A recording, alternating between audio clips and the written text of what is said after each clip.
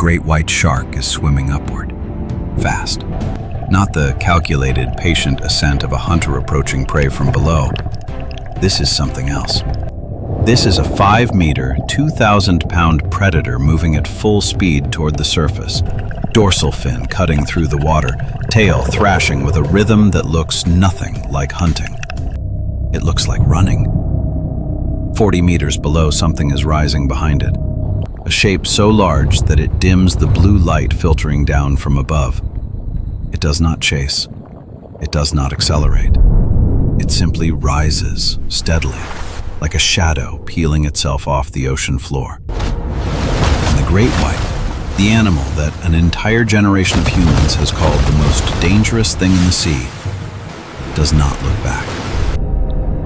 I put a 60-foot prehistoric shark in the modern ocean, and the orcas were no longer apex.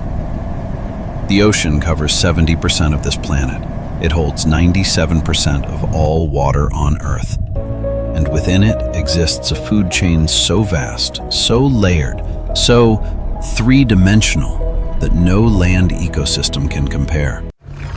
On land, predators move in 2 dimensions. In the ocean, death can come from above, below, behind, and every angle in between. There is no horizon. There is no cover. There is only water, pressure, and the ability to move faster than the thing that wants to eat you. At the top of this system, controlling everything, are 2 predators. The first is the great white shark. 6 meters long, 2,000 kilograms, a bite force of 18,000 newtons, and a set of serrated teeth that have remained virtually unchanged for 16 million years. The great white is an ambush predator, attacking from below, using speed and surprise to strike seals, sea lions, dolphins, and smaller sharks. For centuries, humans have feared it above all other sea creatures. But the great white is not the apex predator of the ocean.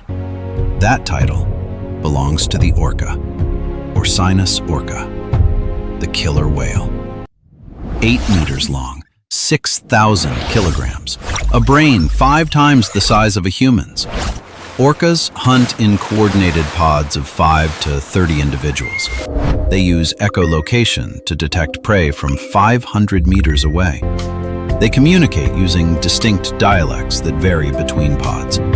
They have been documented hunting great white sharks, flipping them upside down to induce tonic immobility, and surgically removing their livers while leaving the rest of the body untouched. When orcas arrive in an area, great white sharks abandon the territory for months. The orca is the most intelligent, most social, and most strategically lethal predator in the ocean. Nothing has challenged that hierarchy since the last ice age. Until now. Somewhere in the deep water off the continental shelf, where the seafloor drops into blue-black nothingness, something is moving. It is 18 meters long, 60 feet, longer than a city bus, longer than a humpback whale. Its body is torpedo-shaped, built for sustained cruising across entire ocean basins. Its skin is rough, covered in dermal denticles that reduce drag and silence its movement through the water. And its mouth, when open, is wide enough to swallow a car. This is Otodus megalodon, the megatooth shark, the largest predatory fish that has ever existed. It dominated the world's oceans for over 20 million years before vanishing 3.6 million years ago. Its teeth are 7 inches long, triangular, serrated, designed to slice through whale blubber and crush whale bone in a single bite. And its bite force is the most powerful of any animal in the fossil record. 182,000 newtons. That is 10 times the force of a great white, 5 times the force of a Tyrannosaurus rex, enough to crush the rib cage of a humpback whale in a single closing of the jaws. That is what is rising from the deep.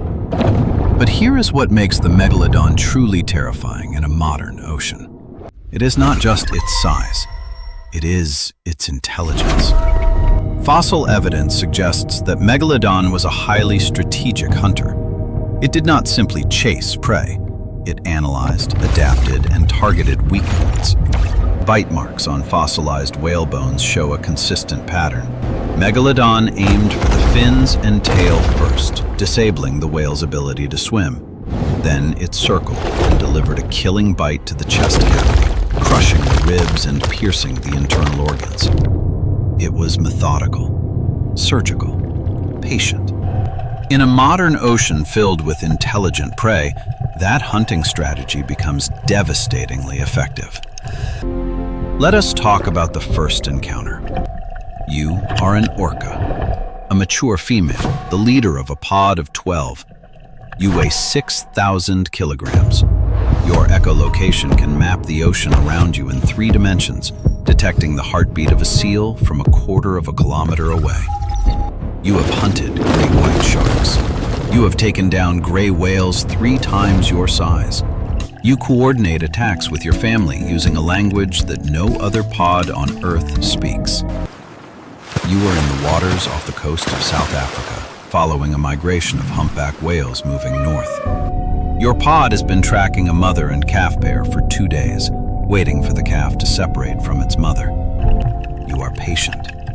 You are strategic. You are at the top of the food chain. Then your echolocation returns something you have never processed before.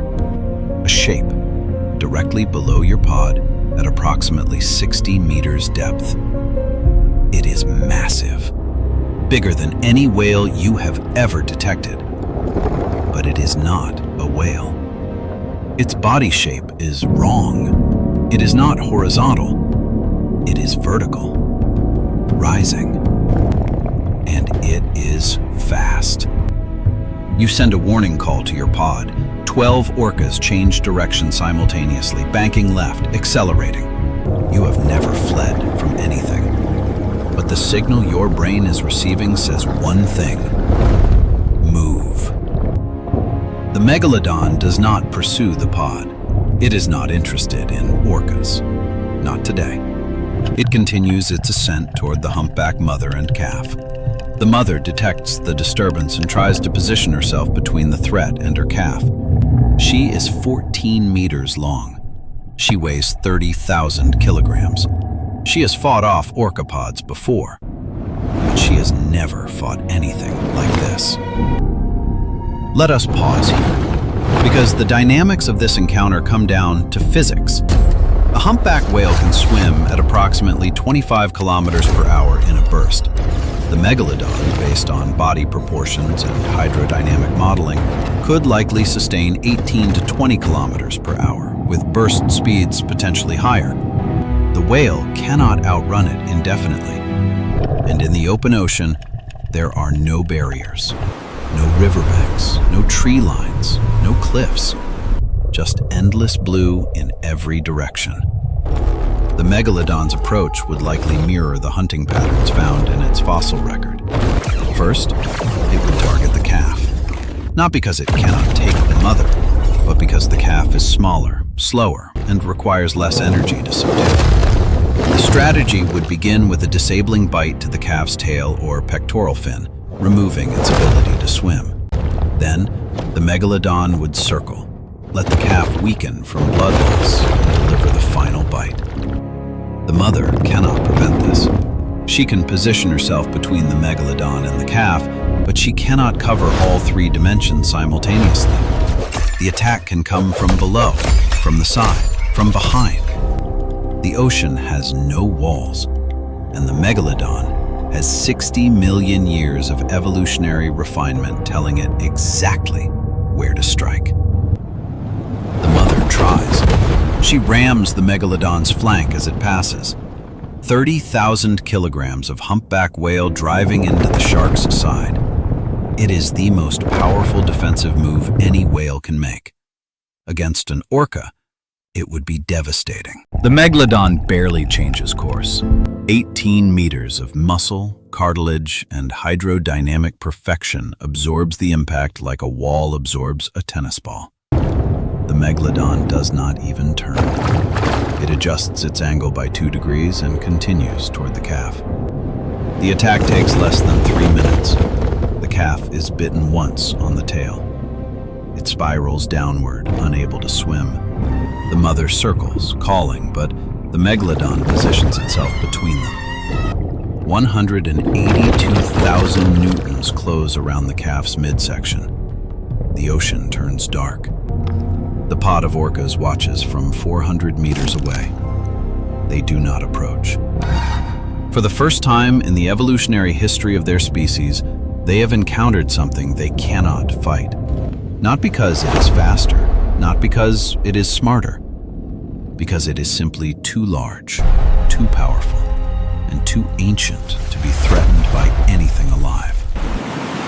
Over the following weeks, the ocean begins to restructure. The humpback whale migration route along the southern coast shifts. Mothers and calves move into shallower waters where the megalodon's size becomes a disadvantage. The energy cost of this change is enormous, and weaker calves begin to die from exhaustion rather than predation. The great white shark population, already pushed away from the coast by orca activity, now faces pressure from both sides. Orcas from above in the food chain, and a megalodon from below. The great whites retreat to mid-ocean waters, abandoning their coastal hunting grounds entirely. The orcas adapt the fastest. They are, after all, the most intelligent hunters in the sea. They begin avoiding the megalodon's territory entirely, tracking its movements through echolocation and redirecting their pods to areas where the giant shark has not been detected. They hunt smaller prey. They range further. They survive, but their dominance is no longer absolute. The seal populations on the coast, suddenly freed from both great white and orca predation pressure, explode. Within months, kelp forests near the shore are being decimated by unchecked seal grazing. The fish populations that depended on the kelp collapse. The seabird colonies that depended on the fish begin to shrink. A single predator, 60 feet long, has triggered a cascade that reaches from the deepest water to the birds in the sky. You are now a blue whale, the largest animal that has ever existed on this planet. 150 tons, 30 meters long. You have no predators. You have never had a predator. Not in your lifetime. Not in the lifetime of your species. Even orcas rarely attempt to take an adult blue whale. Your size is your armor. Your existence is the definition of invulnerability. But the shape rising from the darkness below is 18 meters long, and it is not afraid of your size. Because 3 million years ago, its ancestors hunted animals just like you, and they won.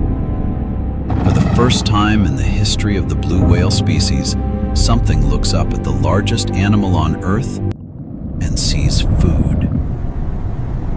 The ocean does not collapse. It cannot. It is too vast, too deep, too endlessly adaptive. But it reorganizes. Migration routes shift. Feeding grounds change. The hierarchy that has held for 3 million years, with the orca at the top, bends under the weight of something older. Because the ocean was never about one predator. It was never about the great white or the orca or the blue whale. It was about the current. The endless, circling, rising and falling flow of energy from the sunlit surface to the black trenches below. A system so vast that it can absorb the return of its greatest predator and keep moving. The megalodon cruises the deep water at the edge of the continental shelf, its massive body barely moving, its tail sweeping in long, slow arcs that propel it forward at the speed of a walking human. It does not need to be fast. It does not need to be clever. It simply needs to be what it has always been. The largest predatory fish that has ever lived. Somewhere above, a pod of orcas detects its signal and changes course. A great white shark, sensing the electromagnetic field of something enormous below, turns toward open water and does not stop swimming for 3 days. And in the deep blue, 60 feet of prehistoric perfection glides through the darkness, unchanged, unchallenged, and utterly alone. The ocean breathes. Not quieter, not louder, just deeper.